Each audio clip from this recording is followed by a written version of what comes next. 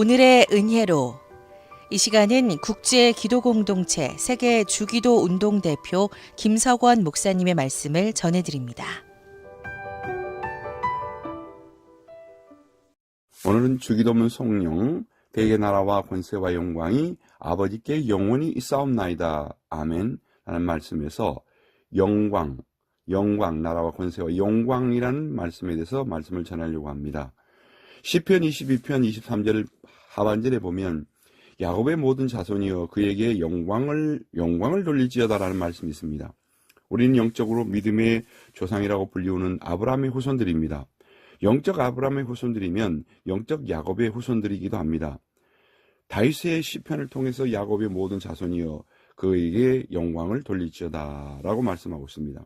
우리가 인생의 목적 중에 제일 되는 것이 뭡니까? 첫째 되는 목적은 하나님을 영화롭게 하고 하나님을 즐거워하라 라는 말씀입니다. 첫째 되는 목적에도 두 가지가 있습니다. 그 중에서도 첫째가 하나님을 영화롭게 하는 것입니다. 즉 하나님께 영광을 돌리는 것입니다. 우리가 은혜를 받았으면 하나님께 영광을 돌려드려야 합니다. 어떤 은혜 받았습니까? 가장 중요한 은혜는 예수님 때문에 죄 용서 받았음을 믿습니다. 예수님 때문에 죄 용서 받았고 영원한 생명을 얻었습니다. 예수님 때문에 영원한 생명을 얻었고 천국 백성의 소망을 갖게 되었습니다. 때문에 예수 믿지 않은 사람들은 이런 은혜를 받지 못해서 하나님께 영광을 돌리라고 하면 돌릴 것이 없습니다. 자신에게만 영광을 돌리고 맙니다. 그럼 어떻게 해야 하나님께 영광을 돌릴 수 있습니까? 우리는 이런 예를 들어 말할 수 있습니다. 지난 주간에 아픈 남편만 간호했습니다. 그러나 그 일도 하나님의 영광과 기뻐하심을 위해 했다면 나의 인생에 목적 있는 일을 했다라고 자부심을 가질 수 있습니다. 나는 지난 주간 돈을 벌려고 다른 사람들 빨래만 열심히 빨아줬습니다. 나는 하루 종일 손님만 태우고 다니는 운전만 했습니다.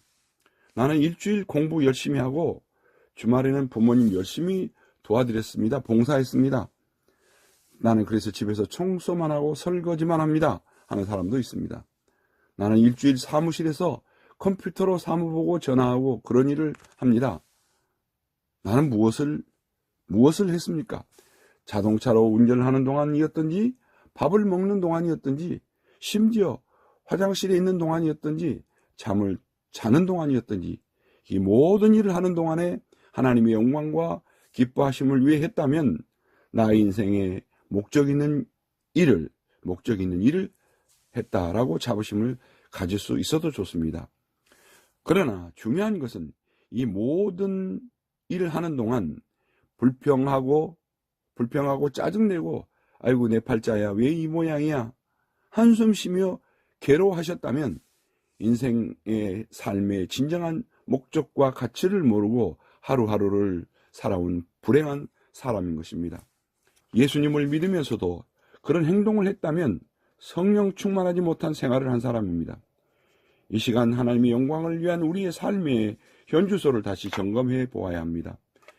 그리고 우리의 삶의 고백이 모든 순간 무슨 일을 하든지 하나님께 영광된 삶을 어떻게 살아야 하는지 계속해서 말씀을 통해 우리는 배우기를 원합니다.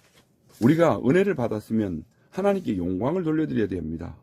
어떻게 해야 하나님께 영광을 돌릴 수 있는 구체적인 일들이 있을까요? 첫째로 간증하는 일로 하나님께 영광을 돌릴 수도 있습니다. 우리는 간증이 많은 하나님 앞에서의 삶을 살아야 합니다. 우리가 간증하려고 하면 반드시 간증거리가 있어야 합니다. 어떤 분은 말합니다. 저는 간증거리가 없는데 간증하라고 하면 어떻게 간증을 하죠? 그렇게 묻습니다.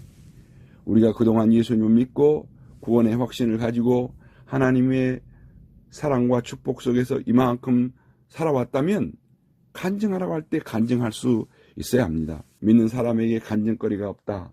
하나님의 축복하심에 대한 간증거리가 없다라고 하게 되면 그 믿음 자체를 한번 의심해 볼 필요도 있습니다. 여러분 세상에서 자신을 위해 무엇을 꼭 해준 것만이 있어야만 어머니 사랑을 간증할 수 있습니까? 이런 자식은 뭐라고 말을 해야 할까요? 그럼에도 불구하고 어머니의 사랑은 이 세상에서 잊을 수가 없습니다. 대학 공부 안 시켜주었다고 어머니의 사랑이 사랑이 아니고 나에게 유산을 주지 않았다고 어머니의 사랑이 없다고 말할 수는 없습니다. 그런 자녀는 잘못되어도 한참 잘못된 것입니다. 어머니 없이는 나라는 사람이 존재할 수가 없습니다.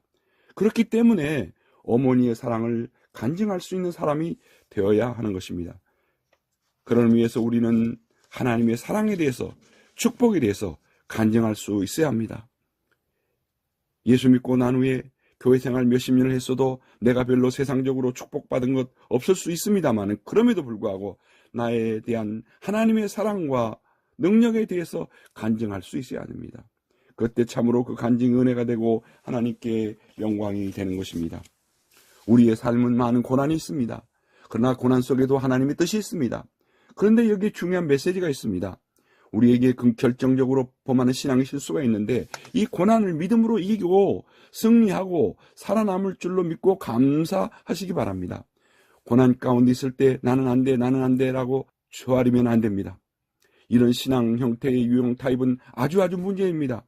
스스로 이런 사람이 바로 나일 수도 있습니다.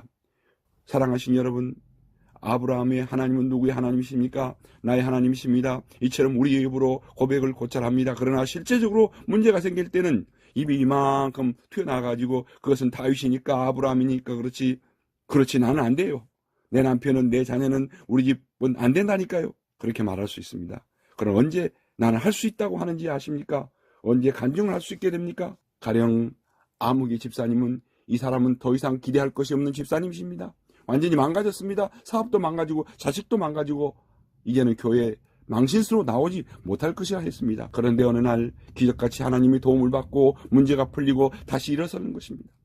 살아남았을 뿐만 아니라 큰소리치며 살게 됐습니다. 아무개 집사님이 나와서 여러분의 고통이 내가 당한 고통과 같은 것입니다. 그때 내 고통보다 크신, 내 문제보다 크신 하나님과 의논하여 도움을 받으시길 바랍니다. 하나님을 만나보시기 바랍니다. 그리고 내가 그 하나님의 도움을 받아 이렇게 되었다면 여러분도 그 도움을 받을 수 있습니다. 라고 할 때 비로소 나도 할 수 있다고 말할 수 있습니다. 왜냐하면 아무개 집사가 한 것을 집사인 내가 못할 이유가 없다고 생각하기 때문입니다. 그렇기 때문에 간증을 듣는 사람들에게 큰 은혜가 되고 격려가 되고 하나님께는 영광이 되는 것입니다. 그래서 간증하는 일로 영광을 돌립시다. 아브라함처럼 하나님께 영광을 돌리며, 또 야곱처럼 간증하며 영광을 돌리며 사는 축복이 있기를 축원합니다. 아멘. 오늘의 은혜로, 지금까지 국제기도공동체 세계 주기도 운동 대표 김석원 목사님의 말씀을 전해드렸습니다.